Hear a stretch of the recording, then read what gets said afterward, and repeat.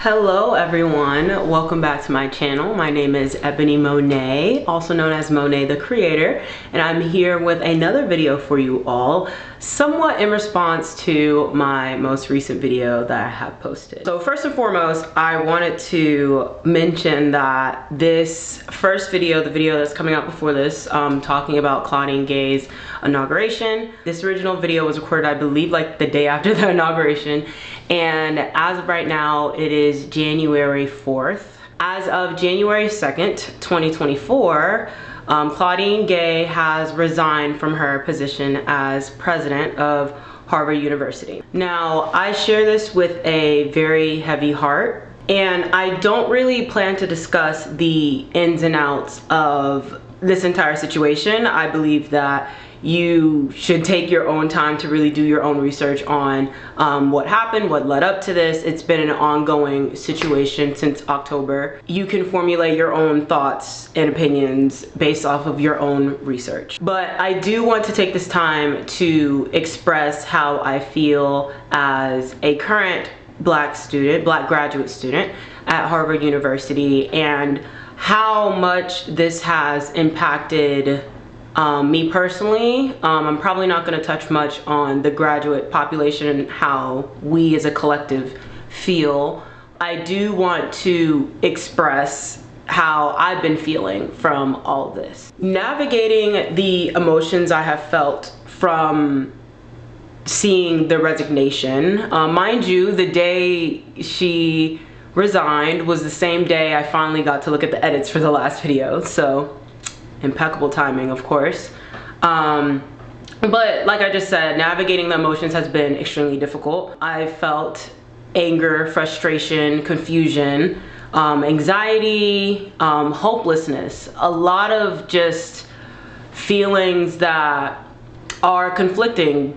Good feelings, bad feelings. It is just a lot to handle and bear. For those of you that are not aware of what happened, this is a very political driven circumstance as to why Claudine has decided to resign from her position as president of Harvard. And it is political things that are beyond her control, things that, not to say that they were inevitable, but things that anyone could have been in office, and this had the potential of happening to whoever was in office at the time of everything that's going on in the world currently. I have found, however, that it is extremely difficult to navigate the media, the information that is available, the claims that are being thrown from both sides. I would love to say that you could go online and like look up and try to understand more about it, but honestly, more than likely, whatever you're reading is going to have some form of sidedness to it. And it is, as a student that is here present, as a student that has met and talked to Claudine, as someone that is in this Harvard University environment, the media is of course portraying it very differently than how I personally, for example, feel about the entire situation. A lot of the underrepresented minorities at Harvard are speechless. I was just on a community space call with our Office of Diversity, Equity, Inclusion. That's not exactly her name, but close enough. But I was just on that call with, there was a handful of other students in this call, and we were all just expressing how we felt about the situation. And one reoccurring theme was that a lot of students were just speechless, and that we are feeling a whirlwind of emotions, and I find it very difficult to navigate what's next. And that's one of the questions I was posed during the call. What's even more scary about this situation is that it feels as if Claudine and these other presidents that are under attack right now are being used as some form of example for both women and underrepresented groups, of course.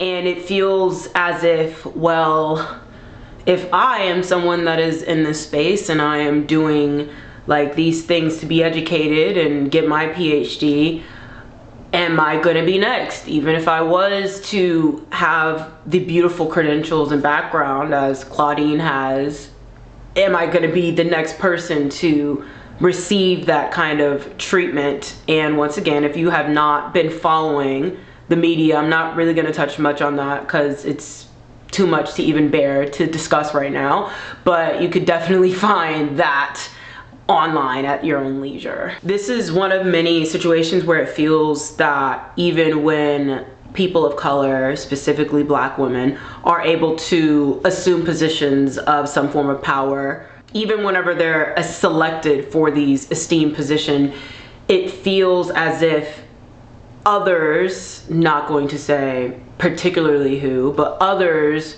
would do anything in their power to prevent us from being able to keep these positions, which has been seen across the board with a lot of DEI and affirmative action related hiring and sustainability of those people remaining in those positions. Speaking on that, this is all very related to the overturning of affirmative action from last year. Once again, that is something that you should definitely research in your own time if you do not know what's going on that regard. It's all very concerning, to say the least. And even now recently, there are some states that are removing funding to institutions that have, or not funding, no longer funding, institutions in regards to DEI related work.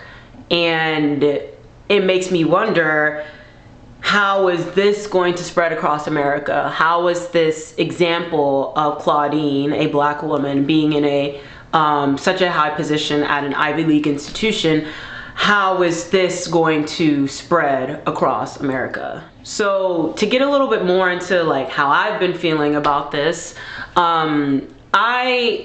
since the day I first seen Claudine, honestly, when she was at my convocation as a speaker, I've always seen myself in Claudine. And there is a part where she was just that figure that looked like me that I needed to hear to know that I belonged in this space way back whenever I started my PhD. But all of this and everything that I've seen and everything that I've read does also feel like, in part, a attack to my own character as a Black woman as well.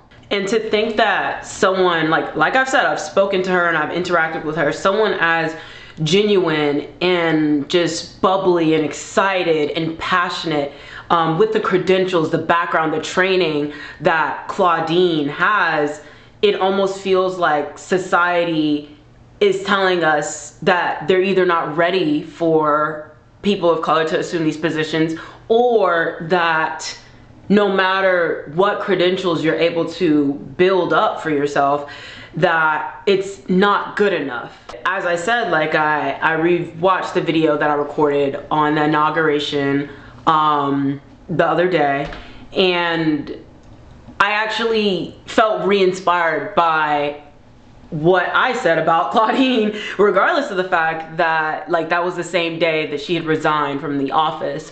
And it takes a lot of courage to have done what Claudine has done, from beginning to end, assuming the position and accepting this position as Harvard president, all the way up to the point where she has decided it is in her best interest to resign from that position. And I think a lot about her discussion about power and courage and the power of us, the power that we have and the power of now, acting and moving and making steps every day to try to progress this society in some way. I would like to think that from this entire situation, and as more media rolls out and as school comes back in session in the coming weeks and the students return to campus and all these things start happening, I would anticipate a larger conversation about what underrepresented minorities do in these spaces and what it means for us to assume these positions, and how do we do that in a system that was set up against us? How do we do that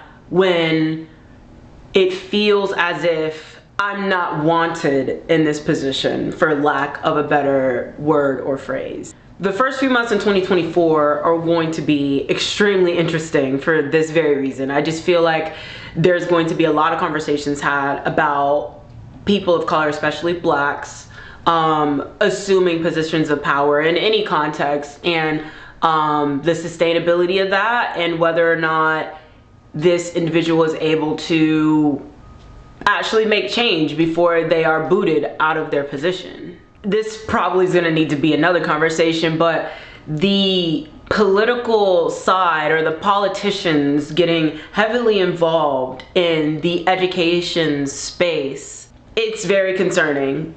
It is extremely concerning. And so there is a lot of things that I could say, a lot more things that I could say about this and how do we move forward from this, but I will leave you all with these final thoughts. Claudine has shown an outstanding version of courage that she literally spoke on during her inauguration. She has become an inspiration to me, and deciding to even remain at the institution despite the university almost rejecting her leadership is extremely bold and courageous.